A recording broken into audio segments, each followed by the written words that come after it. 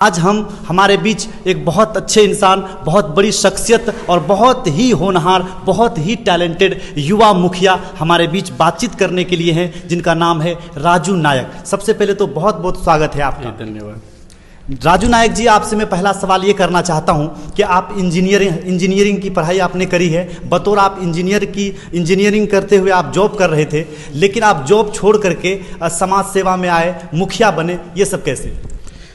Sir, हम engineering जब नौकरी में थे तो उसके बाद आए घर, मतलब गांव पंचायत घूमे पूरा, तो यहाँ का व्यवस्था बहुत चरमराया सा लगा हमको।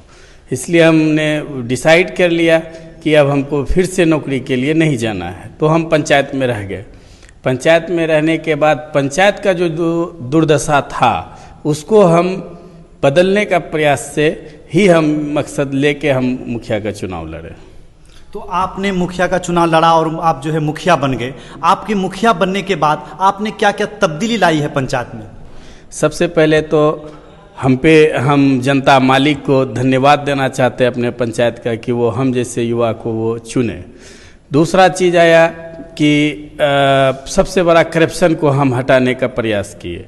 अभी आवास में जिस टाइप से चल रहा था, पहले धंधेली पैसा लिया जाता था फिर आवास मिलता था, अब वो वैसा सिस्टम पंचायत में नहीं है। अब लाभार्थी डायरेक्ट अपना एडमिनिस्ट्रेशन से बात करता है और उसको लाभ मिलता है। आप युवा मुखिया हैं और आपके ऊपर काफ़ी उम्मीद है लोगों को। आप मुझे ये बताइए कि 7 निश्चय के द्वारा एक योजना चलता है, जल नल योजना। उस योजना के तहत मैं देख रहा हूं कि जितनी भी सरकार के द्वारा पैसों को इन्वेस्ट किया गया है नल जल योजना के लिए, वो कहीं भी कारगर साबित नहीं हो पा रहा है। इस पर आप क्या कहेंगे? नल जल योजना वो फेल योजना है और वो पानी फिर से वो कहीं नहीं, सिर्फ टंकी और टावर देखने को मिला और योजना पानी कहीं नहीं जा रहा है किसी भी घर में, और उससे पानी से कोई लाभ हो नहीं रहा है। तो क्या लगता है आपको कि सरकार का ये इतना बड़ा जो मुहिम था, ये बड़ा योजना था, ये विफल हो गई और सरकार का सारा पैसा डूब गया? जी बिल्कुल, पूरा पैसा डूब गया और विफल योजना हुआ। विफल योजना हुआ। खैर, हम बातचीत करेंगे आपके जनरी के बारे में। आपने किस तरह से मेहनत करके, संघर्ष करके आप जो है नौकरी छोड़ करके आप पंचायत का कार्यभार संभाल रहे हैं, बतौर मुखिया की भूमिका में हैं। क्या आपको लगता है कि मात्र 5 साल में आप पंचायत को ऊंचाई तक ले जा सकते हैं? बिल्कुल, अगर सरकार विधि व्यवस्था के तहत रखेगा तो हम जरूर इस पंचायत को आदर्श पंचायत की तरफ लेके जाएंगे। मेरा और एक और सवाल है आपसे मुखिया जी कि आप पंचायत के मुखिया हैं और बहुत ही युवा मुखिया हैं। इस उम्र के जो लोग होते हैं, मैं ज़्यादातर देखता हूं कि सरकारी जॉब करते हैं, वहां से पैसे कमाते हैं, अपनी निजी ज़िंदगी को संवारने में लगे हुए रहते हैं, लेकिन आपको समाज सेवा की भावना कहाँ से आपके अंदर आई? सबसे पहले तो हम जब पंचायत आए, घूमे पूरा जगह पे, तो बहुत लचर व्यवस्था था पंचायत में, तो इसलिए मेरा दिल नहीं किया कि हम चकाचौंध की दुनिया में रहें। हम इसी पंचायत के लिए समर्पित हो गए और रहेंगे। मुखिया जी, मैं आपसे एक सवाल और करना चाहूँगा और जानना चाहूँगा कि अभी आप मुखिया बने हैं, पहली बार मुखिया बने हैं, और पहली बार मुखिया बने हैं, अभी तक जितना समय आपको मुखिया बने हुए हैं, तो इतने दिनों में आपने जनता के लिए क्या क्या किया है? सबसे पहले तो उद्देश्य था मेरा कि सबको घर मिल जाए, तो जितना बचा हुआ था, अभी 256 हमें आवंटन मिला था मेरा पंचायत को, जिसमें हम 48 घर कंप्लीट करवा लिए हैं और बहुत अच्छा से घर कंप्लीट है सब आवास से। देखिए, ये युवा मुखिया हैं और समाज को तरक्की की ओर लेके जा रहे हैं। कोई भी समाज तभी तरक्की कर पाएगा मुखिया जी जब उसके अंदर में शिक्षा होगी, जब उसके अंदर में तालीम होगी। तो तालीम पर आप क्या काम कर रहे हैं, शिक्षा पर आप क्या काम कर रहे हैं अपने पंचायत के लिए? शिक्षा पे मेरा जो काम है, हम हर स्कूल, पंचायत का मेरा 6 स्कूल है, हम 6 सप्ताह का हर 2 दिन हम हर स्कूल में विजिट करते हैं और अपने से क्लास भी लेते हैं। एक सवाल और करना चाहूँगा और जानना चाहूँगा कि कोई भी पंचायत को चलाने के लिए समाज में लोगों से कनेक्ट होना बहुत ज़रूरी है। तो आप जनता से किस तरह से कनेक्ट हुए, किस तरह से आपको जनता ने पसंद किया और मुखिया बनाया? कितना आप एनी टाइम कनेक्टेड रहते हैं लोगों से? जी बिल्कुल, हम पंचायत से बाहर नहीं जाते हैं, हमें फुल AC गाड़ी नहीं चाहिए और कुछ नहीं। हम सुबह ठीक रूटीन पे सुबह 5 से 10 बजे तक हम घर में होते हैं। 10 बजे के बाद ये पंचायत भवन और मनरेगा भवन में हम बैठे ही रहते हैं। 4 बजे के बाद डोर टू डोर मेरा पर डे का रूटीन वो जाना है हर व्यक्ति के पास। आपका मुखिया आपका द्वार, हमें किसी को मेरे घर पे आने की जरूरत नहीं है। उसको कोई भी काम होता है फ़ोन करता है, हम उसका घर पे साइन सिग्नेचर जाके करते का मतलब है कि आप जनता से हमेशा कनेक्ट रहते हैं। जी बिल्कुल, हम बताएं आपको कि जिसको ज़रूरत हमारी होती है हम उनका घर जाते हैं। और ऐसा अगर हमें कोई काम नहीं है, अगर हम सरकारी काम से कहीं नहीं गए हैं, तो पंचायत में डोर टू डोर हमारा जाने का रोज का काम है। देखिए, ये मुखिया है और डोर टू डोर लोगों के बीच जाते हैं, उनकी समस्याओं को सुनते हैं और निदान करने की कोशिश करते हैं। एक सवाल मैं आपसे ये भी पूछना चाहूँगा कि आपका जो पंचायत है मोरसंडा पंचायत, यहाँ पर नदी है, कटाव की समस्या बहुत तेज़ी से मैं देख रहा हूँ कि हो रहा है, तो इस पर क्या काम हो रहा है? सर, इसके लिए तो सबसे पहले हम ये तो पंचायत लेवल से नहीं हो पाएगा, लेकिन हम आगे सरकार से उम्मीद करते हैं कि मेरा 1-2 जगह कटिंग पॉइंट है, थामस बांध है। अगर इस जटिल समस्या से अगर हम सरकार निजात दिलवा दे तो ये हम सदा के लिए आभारी रहेंगे ऊपर के से।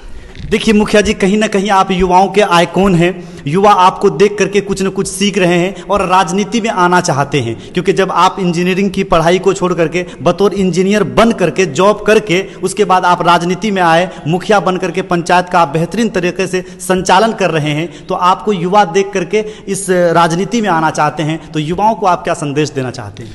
युवा को मेरा संदेश है, जिस वक्त हम चुनाव लड़ रहे थे तो 20-22 साल का नौजवान भी हमारे साथ में आया चुनाव में और वो वार्ड सदस्य बना।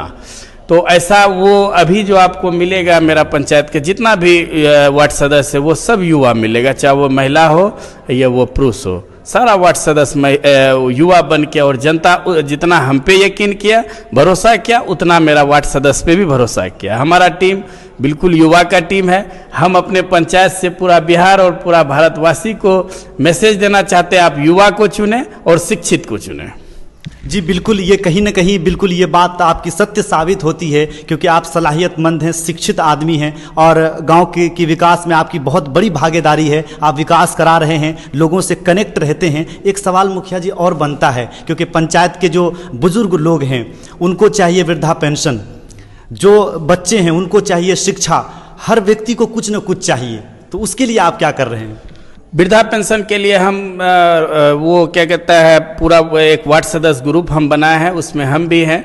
वो सबको हम रेगुलर ये बात बोलते रहते, एक भी अगर लाभार्थी छूटता है तो वो दोषी वार्ड सदस्य से हम वो पेपर मंगवाते हैं और खुद से उसका घर पे जाके पेपर लेके भर के अपने से और वहाँ से उसका फाइल ले जाके ब्लॉक तक पहुँचा देते हैं। आइए हम यहाँ के ग्रामीण से बात करते हैं और उनसे जानना चाहेंगे कि राजू नायक किस तरह से पंचायत में कार्य कर रहे हैं, जनता और प्रतिनिधि का कैसा संबंध है। मैं उनसे बात करूंगा और इनसे ओपिनियन लेना चाहूँगा कि राजू नायक किस तरह से अपने पंचायत में कार्य कर रहे हैं, क्या क्या कार्य कर रहे हैं और लोगों को क्या क्या बेनिफिट वो दे रहे हैं। सबसे पहले तो बहुत बहुत स्वागत है आपका। नहीं मुखिया जी, ठीक है, हम लोग के लिए जो भी कार्य होता है तो हम लोग को घर पे आके बोलते हैं, बताते हैं सब चीज़।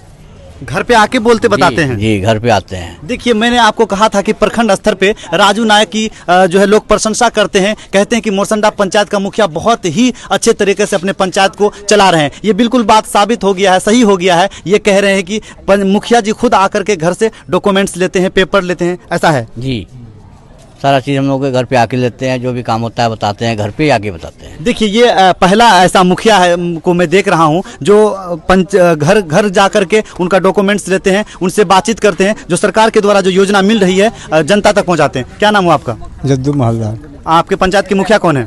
राजू मुखिया। राजू नायक जी। तो राजू नायक किस तरह का मुखिया, आपको क्या क्या सुविधाएं प्रदान कर दे रही है? ठीक मुखिया है। ठीक मुखिया है जी। आपके घर पे वो आते हैं? आते हैं। घर पे आते हैं मुखिया जी? जी। देखिए, ये ग्रामीण है, हम इनसे बातचीत कर रहे हैं और जानने की कोशिश ये कर रहे हैं कि प्रखंड स्तर पे जिस तरह से हमेशा राजू नायक की चर्चाएं होती रहती है कि बहुत ही अच्छे तरीके से अपने पंचायत को चलाते हैं। देखिए, एक व्यक्ति हम इनसे बात करेंगे और जानना चाहेंगे कि राजू नायक को आप जानते हैं? जानते हैं। क्या है वो? मुखिया हैं। कहाँ के? मोरसंडा पंचायत के। अच्छा, वो किस तरह का व्यक्ति है? बहुत अच्छा है।